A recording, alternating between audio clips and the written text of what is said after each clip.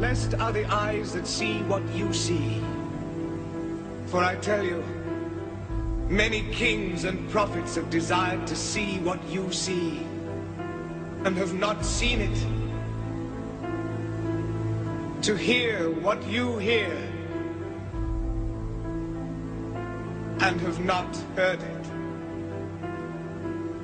I thank you, Father, for hiding these things from the learned and the wise, and revealing them to the innocent and the simple.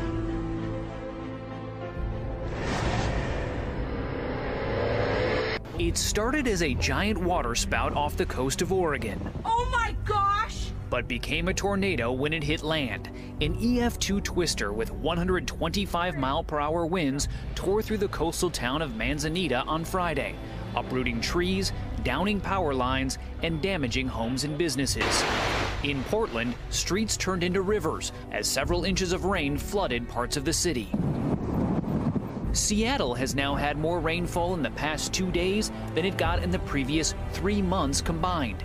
This monster of a storm system is the remnants of a powerful Pacific typhoon. It has walloped Washington and Oregon for nearly 3 days now. Tens of thousands of people have lost power, and fallen trees have caused injuries. Despite the damage the Pacific Northwest has already seen, forecasters say the second half of this 1-2 punch is coming. Overseas tonight into the biggest offensive against ISIS yet. American troops helping the Iraqis, U.S. airstrikes. Thousands of Iraqi troops advancing on Mosul. And take a look tonight. Iraqi forces approaching the city, a line of tanks there, and watch the left side of your screen. ISIS responding with suicide bombers inside cars. Driving right toward those tanks, at least a dozen attacks like that one there already. Just after dawn, Iraqi tanks rolled into battle. Artillery and airstrikes pounded ISIS positions. The offensive officially underway to retake Mosul from ISIS. That was one of the rockets heading out down into the plains around the city of Mosul. As the sun has come up. But as the day wore on, the terrorist group showed it was not going down without a fight. This suicide truck bomber careened into a line of Iraqi tanks, then exploded. Giant flames shooting towards the sky. Another drove towards a Kurdish convoy, the troops yelling as they spot the attacker. Then the sound of the explosion. ISIS claimed 12 suicide bombings in the battle today. Backing the anti-ISIS forces, American troops advising and calling in airstrikes like those we saw throughout the day on a Kurdish base.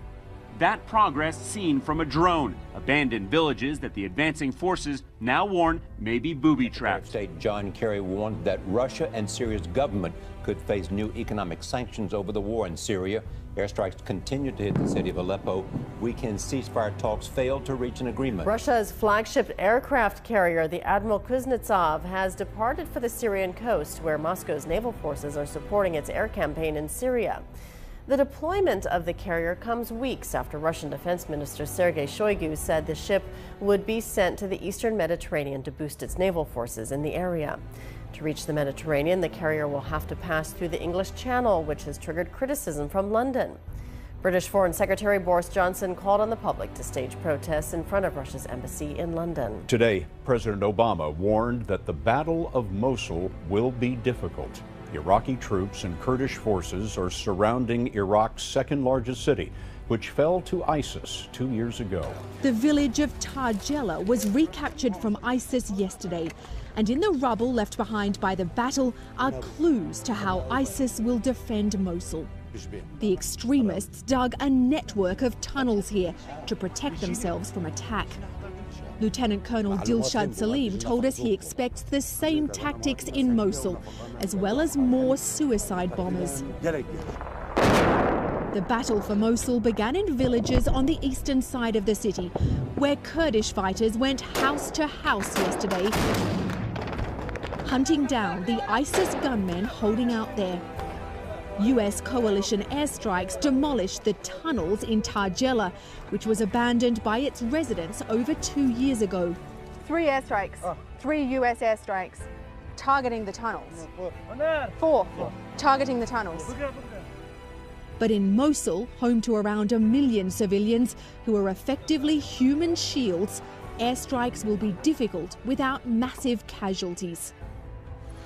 ISIS released this propaganda video today, claiming that life in the city is normal and showing the extremists fighting off the offensive. But normal life in Mosul also includes this warning: another brutal execution of a man they claim is a spy. ISIS is hunkering down, preparing to defend the biggest city in its so-called Islamic State.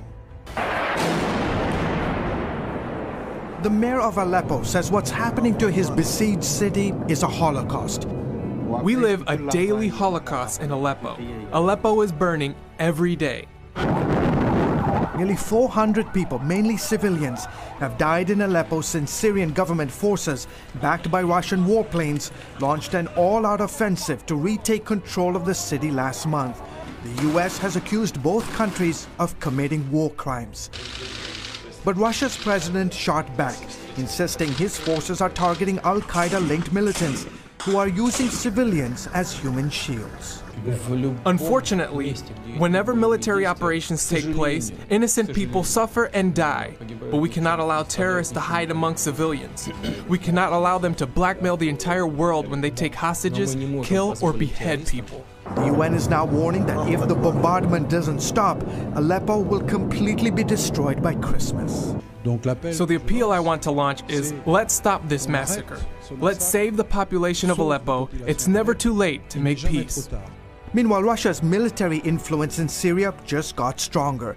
The Kremlin approved a deal that keeps its forces in the war-torn country indefinitely.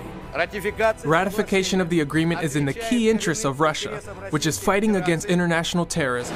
Russia's brutal air campaign has reversed the tide of war, allowing Syria's President Bashar al-Assad's forces to regain lost territory. Moscow claims the goal has always been about helping the Syrian army fight against radical Islamic forces. The Saudi-led coalition fighting Houthi rebels in Yemen says one of its warplanes wrongly targeted a funeral in the capital Sana'a. The air raid had hit the funeral of the father of a senior rebel commander. More than 140 people were killed and 500 others wounded. Saudi Arabia has been criticized even by some of its closest Western allies for the attack. The United Kingdom will present a draft resolution to the United Nations Security Council calling for an immediate ceasefire. The coalition will ease its air blockade in the country to allow the evacuation of the most seriously wounded.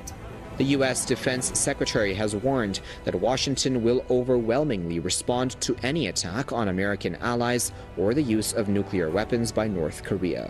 Speaking at the start of talks between top U.S. and South Korean diplomats, Ash Carter said the U.S. commitment to the defense of South Korea is unwavering.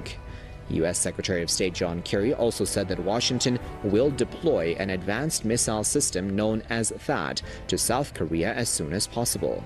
The meeting is held weeks after North Korea carried out its most powerful nuclear test explosion ever. Super typhoon Haima has slammed into the northeastern Philippine coast. This happened late on Wednesday. Packing ferocious winds and rain, Haima made landfall in Cagayan province shortly before midnight. Many villagers lost power and intense winds tore tin roofs off houses.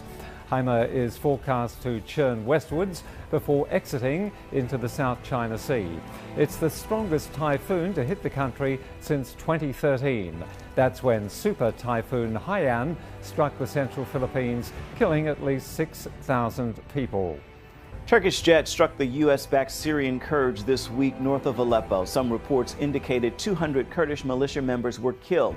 The raids were carried out north of Aleppo, where Syrian forces are trying to drive out ISIS.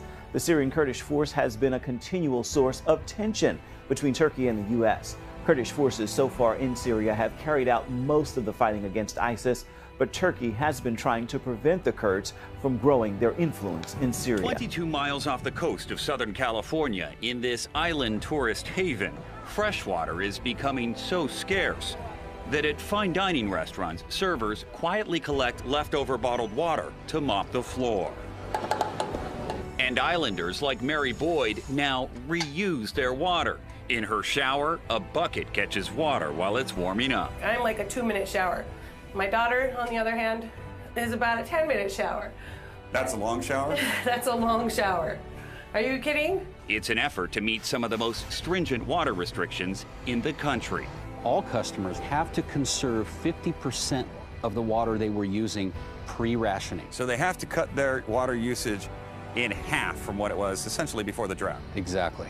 Ron Height manages Catalina's water district, where the island's main reservoir is critically low. And even though a second desalination plant is now up and running, it's still not enough. So contractors use bottled water to mix concrete. Landscapers ship in water to irrigate what's not already AstroTurf.